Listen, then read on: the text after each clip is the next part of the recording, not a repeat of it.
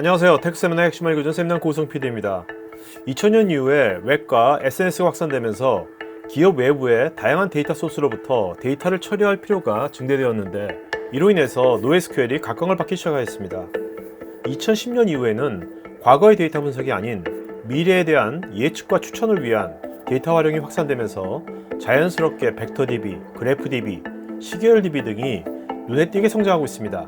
이번 세미나에서는 DB 마이그레이션 전문 기업인 DB2의 김명훈 대표와 함께 요즘 핫한 데이터베이스들의 특징과 그 성장 이유를 알아보겠습니다. 특히 최근 1년 사이에 벡터DB가 급성장하고 있는데 그 이유는 무엇일까요? 기존의 데이터들은 지금까지 얘기한 것들은 내가 알고 있는 데이터를 필요한 데이터를 이렇게 보는 거잖아요. 예를 들어서 뭐 우리가 SQL이라고 불리는 쿼리를 통한다든지 뭐 아까 뭐 예를 들어서 이 아이들이 갖고 있는 사람이 산 물건이 뭐야 뭐 그다음에 이 고객의 뭐 계좌번호를 본다든지 어떤 값들을 보는 거잖아요. 근데 그 실제 유사도를 검색할 수는 없거든요. 네. 그래서 내가 그 사진을 이 사진이 뭐야라고는 물어볼 수 있지만 이 사진이 뭐 개야 고양이하고 물어볼 수는 없잖아요. DBMS 같은. 근데 사실 데이터들은 그 사진이나 어떤 글자나 이런 것들은 특정 분류에 있는 것들끼리 이렇게 모아놓으면 유사해지는 패턴들이 보이는 거죠. 그러니까 사진도 어떻게 보면 우리가 보면 그것도 하나의 다양한 속성들의 값으로 이루어졌을 거 아니에요? 그죠? 네네. 그런 속성들 값들을 비교해 보면 뭔가 나올 수 있다는 의미겠네요. 그래서 데이터를 기존에 있던 데이터를 저런 벡터에 있는 값으로 변경을 해요. 네네네. 그래놓고 이제 이렇게 이런 점들을 분포시키는 거죠. 그럼 이 데이터는 3차원으로 봤을 때 한 이쯤에 있어. 뭐 사과라는 건 여기에 있어. 그리고 딸기도 여기에 있고 뭐 얘도 여기에 있어. 근데 자동차는 이쪽 부분에 있어. 그러면 내가 바나나를 집어넣으면 과일에 가까운 데이터의 값이 나오니 이렇게 데이터가 나오는 거예요. 네네. 이런 게 이제 벡터인 거죠. 아까 말씀드린 AI 같은 경우도 내가 내 분석이 멀리 가지 않게 유사도 뭐 이런 것들을 이렇게 보정하는 역할로도 쓰이는 거죠. 그러니까 실제 데이터를 사용자가 생산해서 집어넣는 것보다 그런 모델이나 API를 많이 갖다 써요. 사실 우리 뭐 딥러닝 요새 뭐 LLM도 그렇고 다 모든 것을 다 벡터로 표현하지 않습니까? 벡터로 모든 것을 벡터로 표현하니까 이 벡터DB하고 기존의 LLM하고 연동해서 사용하면 사실 LLM이라는 게 우리 챗GPT도 보면 2021년 이후는 안 되잖아요. 뭐 물어봐도 대답 안 해줘요. 2021년 이후는요. 그렇죠. 근데 그런 것들을 저런 이제 벡터DB를 옆에 연동시켜가지고 최근 것들을 벡터DB 넣어가지고 같이 뭔가 해준다든지 쿼리에 뭐 이런 식으로 사용할 수 있겠는데요? 그렇게 쓰고 있어요. 아, 쓰이고 있어요? 그렇게 벡터 API나 이런 것들을 해서 LLM 모델에서 데이터를 보정하거나 할 때 그리고 이제 그 값을 보완하는 것들로 벡터DB를 쓰고 있어요. 그 AI의 기본 어떤 모든 그런 것들이 논리 뭐 할 때 뭐 다 벡터 단위로 하는 거야. 쟤는 벡터 단위로 아예 돼 있기 때문에 데이터베이스가 궁합이 너무 잘 맞을 것 같네요, 진짜. 그래서 지금 확 올라갔구나. 최근 10년간 가장 급성장한 데이터베이스의 1위, 2위는 그래프DB와 시계열DB였는데 그 이유를 살펴보겠습니다. 근데 실제 분석을 하거나 데이터를 볼 때 중요한 건 관계거든요. 저희가 이제 예전에 그 링크 같은 책 있었잖아요. 나하고 뭐 그 미국 대통령의 몇 단계만 거치면 6단계만 거치면 다 연결된다. 다 연결된다. 이런 것처럼 모든 것들은 관계에 있어요. 거기에 중심한 게 저 그래프DB예요.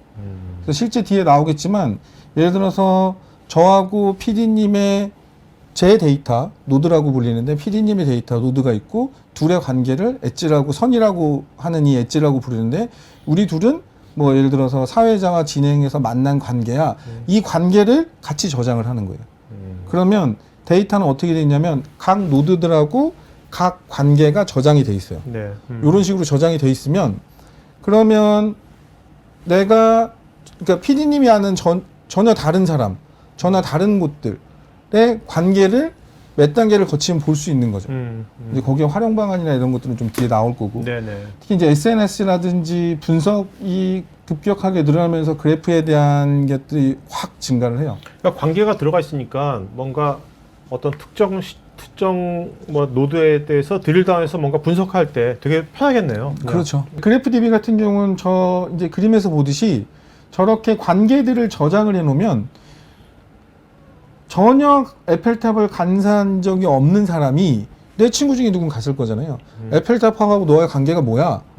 이 얘기는 무슨 얘기냐면 그 기존에 이제 금융사기 같은 걸 보자고요. 모든 사람들의 관계를 다 이체 기록들을 이렇게 서로 이렇게 다 연결을 해놨어요. 누가 이제 사기를 쳤어. 그러면 이 사람의 공범을 찾거나 이 사람의 뭘 찾으려면 결국 얘가 누구하고 연결됐는지 보면 되잖아요. 네네. 그러면 관계를 저장해 놓으면 이 사람을 기반으로 이렇게 보이는 거죠. 오케이. 네. 그리고 그런 관계랑 유사한 패턴을 또 찾기도 쉽고. 그렇죠. 네, 네. 그러니까 저기 있는 것 중에 이제 예전에 뭐 타이거로프에 있는 걸 갖고 왔는데 네. 예를 들어서 자동차 레이어, 그러니까 저희가 이제 그 데이터 하나하나를 객체를 노드라고 불러요. 네. 저런 노드를 묶어놓은 걸 라벨이라고 부르고 저 자동차 그룹 기능 부품 공급자 이렇게 해가지고 얘네들 간의 관계를 이렇게 다 정의를 하는 거죠.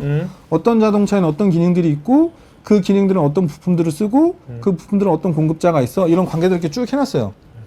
그 다음에 나는 질의를 이렇게 하는 거예요. 저 그래프DB는 애초 사이퍼라든지 GSQL이라고 불리는 별도의 쿼리가 있어요. 그럼 이제 질의를 내가 이 자동차를 생산하는데 가장 많이 그 영향을 받는 공급자가 누구야?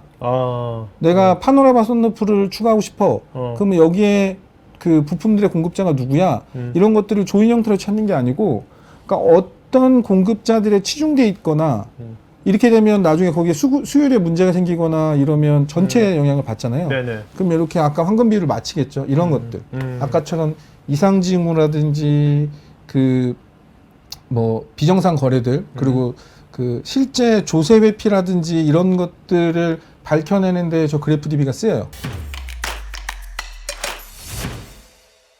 시계열 같은 경우는 아까 말씀드린 IoT 실제 이제 스마트 팩토리의 중심이 되는 게 결국 센서 데이터들이고 이 센서 데이터들을 얼마나 많은 센서들이 얼마나 많이 얼마나 촘촘하게 얼마나 빨리 데이터들을 집어넣느냐에 따라서 이 공장의 수율이 결정이 되겠죠. 그래서 한동안 스마트 팩토리라든지 뭐 거기에 관련된 것들이 되게 유행을 했었어요. 네. 그리고 아직도 여전히 그렇죠. IoT 분야는 그러니까 이 기기들이 내가 제어하고 뭘 하려면 결국 기기들이 송출하는 데이터들을 받아서 저장을 하고 분석을 해야 되거든요. 기기들이 송출하는 데이터들은 변경되지 않아요. 왜곡이 있으면 안 되죠. 그냥 저장만 하는 거예요. 시간 베이스로 왔다 갔다 하는 데이터들이 아닌 거죠. 그러니까 저러면서 시계열 관련된 것들이 이렇게 쭉 올라오는 거죠. 결국 이제 뭐 공장 쪽에 이제 자동화, 오토메이션이 계속해서 확산되고 있으니까 저것도 같이 이제 증가하는 거네요. 그렇죠. 사물 인터넷이라든지 뭐 스마트 팩토리라든지 이런 것들. 우리가 잘 알고 있고 여전히 기업 기관계 시스템에서 많이 사용되고 있는 관계형 데이터베이스는 RDB가 어떻게 발전하고 있는지 관심 있는 분들은 우측 상단에 카드 링크를 클릭하셔서 관련 영상을 보실 수 있습니다.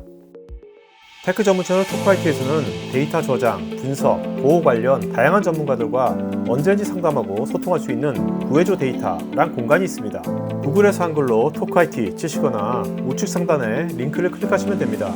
여러분의 좋아요와 구독은 컨텐츠 제작에 큰 힘이 됩니다.